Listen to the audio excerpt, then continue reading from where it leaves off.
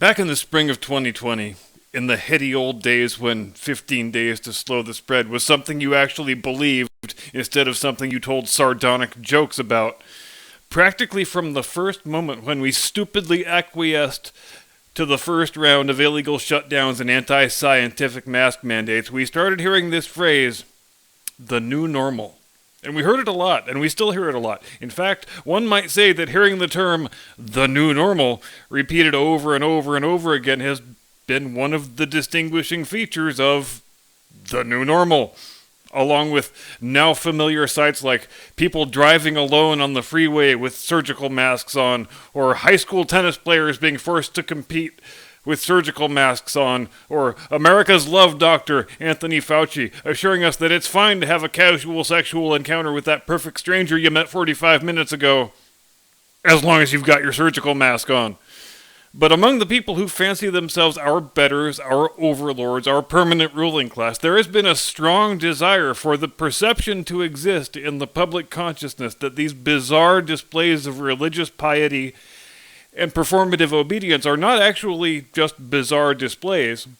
They are a part of the new normal. And now, right on cue, we are hearing rumblings among the chattering classes that, well, since the great communist Chinese Wuhan Kung Flu coronavirus of 2019 is going to wind up being such a big, bold dividing line in everyone's life, well, this would be a great opportunity, speaking of phrases you constantly hear evil people saying, to go ahead and just change the way we refer to all the years and the dates and stuff like that. Now, ladies and gentlemen, I enjoy being right as much as the next guy does, but having said that, it's also true that most of the predictions I make about the short-term future tend to be about things going badly, which I would submit is a necessary byproduct of living in a world where the corpse of former segregationist Senator Biden, is the President of the United States. But when I make predictions wherein I say that our current crop of radical leftist autocrats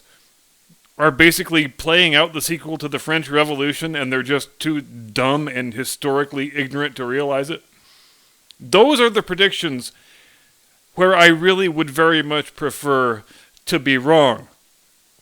And so, here we are, sadly, with me being right yet again. In 2019, when it was the summer of pull down all the Confederate statues, I told everybody, please don't be so naive as to think this is going to end when all the Confederate statues are pulled down. Give it another year, and they'll be pulling down Washington and Jefferson and Lincoln, and so it came to pass. But it's important to recognize these orgies of public iconoclasm for what they really are.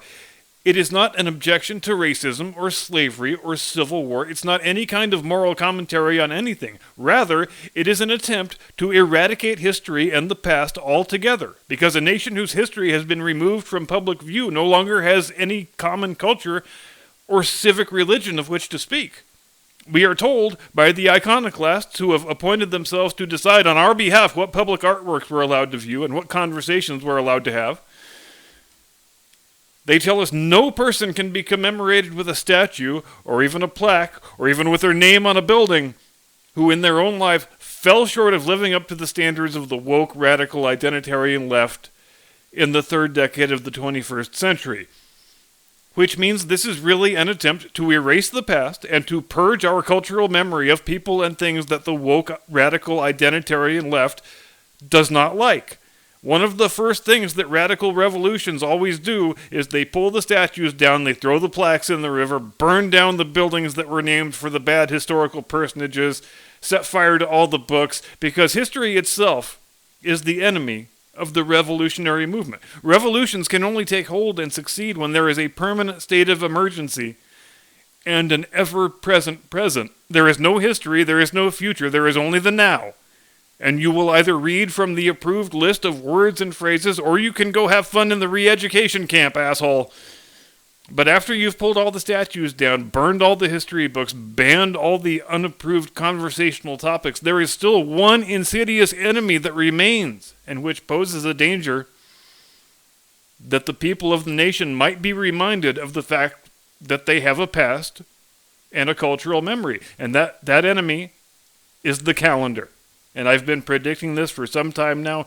You've heard me say it before if you're a longtime viewer, that when today's purple-haired French revolutionaries with nose rings finish pulling down the statues and burning the books, when they've succeeded in shunting unwanted historical discussions off to the margins of society where such things belong, their next target is going to be, just as it was in France in 1790, the calendar, the months of the year, and the days of the week. So when I started hearing this stuff in the past few days, these first innocent-sounding discussions about, maybe we should think about the before times and the after times, or before COVID and after COVID, and then they all chuckle and laugh and pretend they're not serious. But make no mistake, they are serious. They're as serious as can be, because whether they realized it or not, and let's face it, these are people, generally speaking, for whom 1998 is ancient history. Coming after the calendar is the next step. It's the next song in the hymnal of revolution from which they sing at church every Sunday. For over 2,000 years now, most of the civilized world has been referring to years according to their proximity to the date of the supposed birth of Jesus Christ. So if you accept, standard mainstream biblical scholarship, then we refer to Jesus as having been born around 4 BC, before Christ, and dying in 33 AD, Anno Domini, the year of our Lord. They've already changed this convention in academia over the course of the last 20 years or so, where they now use the phrase Common Era. So BC becomes BCE, and AD becomes CE, for before Common Era and Common Era, respectively. The guys who ran the French Revolution, who thought that if you just purged all mention of religion from everything, it would automatically usher in a new enlightened utopia. The last thing those guys wanted was a system of year naming that referred to Jesus Christ. And they also didn't like the fact that the months of the year and the days of the week were derived from the names of pagan and Greco-Roman gods and goddesses. So they came up with the obvious brute force solution. They declared it Year Zero and renamed all the days and all the months. And today's woke radical leftist identitarians, make no mistake, they want to do exactly the same thing, and they absolutely will if they think they can get away with it. So a couple years down the road, when I'm broadcasting from the prison camp and wishing you a pleasant Woketober in the year 3 AC, don't tell me I failed to give you a fair warning. No, they're not going to change the name of Monday to Jim Eagle Day, you idiot.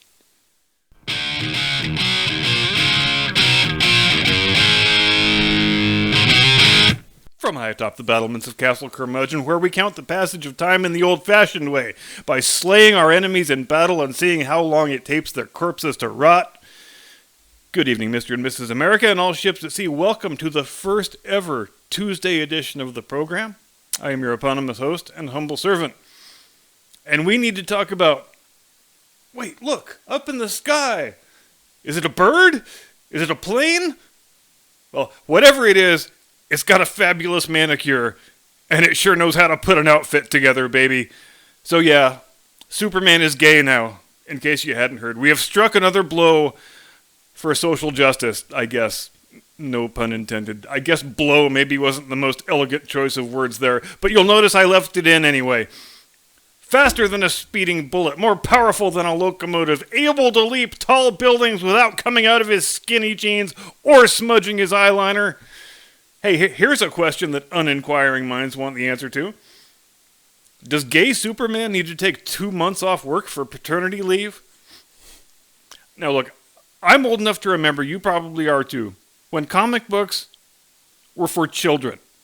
If my memory serves me correctly, I stopped caring about comic books about 90 seconds after I touched my first boob. But today, since we live in a society overflowing with infantilized grown-ups, comic books seem to be marketed exclusively to socially maladjusted adults, in addition to being written exclusively by socially maladjusted adults. It was only a matter of time before they turned Superman queer, frankly. The surprising part is that it took this long for him to do it. Superman is an archetype of male perfection, and we can't have that. Superman was first conceived by a couple of scrawny Jewish kids from New York City as a vehicle for adolescent male wish fulfillment, and we can't have that. And what's more, He's a good-looking white guy who's in a committed long-term relationship with an attractive, liberated, independent professional woman. And we sure as shit cannot have that. But when we talk about this phenomenon where all entertainment properties and franchises and characters that have traditionally appealed to the demographic of straight, white, male adolescents and young adults have to be gender swapped and race swapped and sexuality swapped and so on, I think the way we generally talk about it and analyze it is wrong, because we give the benefit of the doubt when no such benefit should be given. We accept it at face value, this nonsensical argument that says, well, people from different backgrounds and marginalized communities want to be able to identify with these characters too. And all we do is indulge a bunch of half-baked bullshit that doesn't warrant our indulgence. The people who are wrecking Superman don't give a crap about Superman, just as the people who are wrecking Star Wars and Star Trek don't give a crap about those franchises, just as the people who are wrecking James Bond don't give a crap about that character or that franchise. You will hear lots of effusively self-serving justifications for this phenomenon of cultural vandalism, but you'll never hear the actual, real answer to the question. So here it comes. These people do these things to these franchises because they lead shallow, empty, sad lives, and they are incapable of experiencing joy. Take a look around the internet, and take note of the number of people you encounter who lead such dull, meaningless, unfulfilling lives that they have nothing better to do with their days than to sit around inventing new genders and sexual orientations. Healthy, well-adjusted people don't do that. Healthy, well-adjusted people find useful, worthwhile, edifying things to do with their time and their energies. When healthy, well-adjusted people possessing the requisite artistic skills decide to pursue careers in the comic book industry, they don't do it because they're thinking, man, I sure hate all those white, hetero, cis-normative people. I'll show them. I'll turn all their white, hetero, cis-normative superheroes into gays and transgenders. That'll show those bastards who's boss around here. And look, I don't know about you guys, but I can't help feeling bad for Superman. He was born 83 years ago. He's an older guy from a different... He's even older than Joe Biden. What if he winds up not liking Dick? Does he just have to pretend he does if he wants to keep his job? What are you saying? I'm sorry, my intrepid producer has just informed me that it's not the actual Superman they're turning gay. And... what? Okay, scratch the last part too. It turns out it's a different Superman entirely, and they've turned him bisexual and not all the way gay, but hold on here a minute. Let's pump the brakes just a second. Is it just me, or does that all seem a little bit homophobic? If you're going to turn Superman gay, then don't you take the actual Superman, Clark Kent, Kal-El, last son of Krypton, Mr. Lois Lane, and turn him gay? What is with all the half measures? Oh, well, we're going to turn Superman gay, but not all the way gay, bisexual. And it's not the real Superman. It's actually Clark and Lois' son who gets swept off his feet by this totally dreamy, purple-haired news reporter for the Daily Planet. So... you're not actually turning Superman gay. You're turning Superman's kid into a bi-curious, metrosexual douchebag. So brave, so courageous. Another glass ceiling shattered into oblivion. I can't tell you how many people I've heard over the years say, you know, I'm just about ready to stop believing in the whole concept of social justice, but if DC Comics, if they took Superman's kid and had him randomly bang another dude... that would really go a long way toward restoring my faith in humanity. Like I said, I haven't picked up an actual comic book since I was probably 13, but the comic book industry has turned into something that is really all kinds of creepy and weird, and it's largely mirrored what's been happening in the film industry, where making good, compelling products that people want to buy seems to not be any sort of factor in the artistic calculus. Rather, it's all about wrecking and destroying things that might be enjoyed by people in a certain demographic that you, in the deepest recesses of your joyless, unoriginal mind, have turned into the wellspring of all evil in the universe. Wait, what's that you say? The title character of this property has traditionally appealed to straight, white, male adolescents and young adults? Well, let's see how he likes a big fat dick in his mouth, shall we? If gay people and minorities were gravitating toward the comic book industry because they enjoy comic books and perhaps want to make comic books that have broader appeal in the demographics from which they hail, then that's great. Fair play. More power to you. Knock yourself out. But when all you're seeking to do is humiliate existing characters because you feel like that will cause people to feel humiliated who liked that character when they were growing up, that does not evince any affection for the art form of the comic book. Rather, it evinces a deep-seated hostility, an unhealthy degree of passive aggressiveness, and quite possibly acute mental illness. But the reasons why a character like Superman is unacceptable to the woke identitarian left, those reasons extend beyond the fact that he's a white dude who enjoys the company of pretty women. For he is also an archetypal symbol of American exceptionalism, and to the woke identitarian left, that is even more offensive than not being gay. So every single thing about this character has to be destroyed. So with that in mind, DC has also decided to trash Superman's signature catchphrase, truth, justice, and the American way, in favor of the decidedly more communist-sounding truth, justice, and a better tomorrow. Because perish the thought that the authors of the American Republic might have conceived of certain ideals, certain aspirational principles that are good and proper and perfectly agreeable to all decent people of conscience. Nope, we cannot have that. For our new, kinder, gentler, woker, gayer Superman, we need a decidedly more 21st century version of aspiration. An aspiration that says, yep, life sure is miserable right now, but if you always obey the government, if you show up on time every day to your job at the tractor factory that you were assigned by the Ministry of Labor, there's a possibility it might improve one day. And isn't that inspirational? So, should we talk about the other elephant in the room? Should we ask the obvious question that everyone else seems unwilling to ask, just like we did back on Friday, when we boldly asked, why is it racist to say a black guy has big lips? I can see you all nodding at me, so I will take that as a yes. Okay, here it comes. Why can Superman only be identified with by a gay reader if he has sex with other dudes? Why does this diversity and representation stuff seemingly always get boiled down to the lowest common denominator? If I was reading a book or watching a show about a gay character, would I ever think, you know, I could identify with this character a lot better if he enjoyed having sex with women, because I enjoy having sex with women, and I can't possibly take any value from a fictional character unless they share each and every one of my own personal tastes and proclivities. If I'm watching a show about a black character, do I stop and think, you know, this stuff is all lost on me because this character doesn't have the same skin color as I do? Of course I don't do that, because that would be insane. So when you turn Superman's kid into a bisexual, who is that for? Are you telling non-heterosexual readers that they are incapable of taking anything positive from a depiction of Superman in which he is portrayed as straight?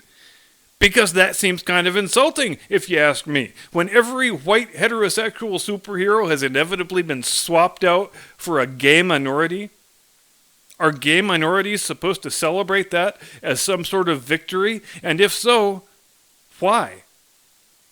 Comic books are not a closed feedback loop. If you want to write comic books about non-white characters with non-standard sexual predilection, go ahead and write them. Pretty sure nobody's stopping you. If they're any good, I'm sure people will buy the books. Probably even straight people and white people. But let's stop pretending that the constant race swapping and gender swapping and sexuality swapping of all these Golden Age and Silver Age characters that have been around for 60, 70, 80 years or more, is about anything else but anger and spite.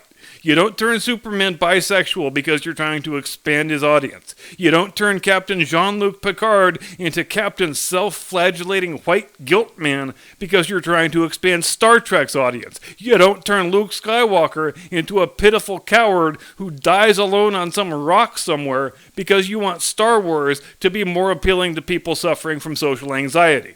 You don't turn Indiana Jones into a bumbling fool who has to be saved from his own stupidity by a much smarter millennial female because you're trying to expand the appeal of that franchise. You do these things not because you love the source material, but because you hate it. You hate it with a passion, because the people who love those characters and those properties, those are people whom you revile with every fiber of your being, because they are in a demographic that you associate with all the evils of the world. So you've made it your life's mission to burn down every single character and entertainment property that they have ever enjoyed, which, if I'm being honest, is even more disturbing than being a grown-ass man who dresses up in superhero costumes, because that guy might be a total loser, but at least he is not a psychopath.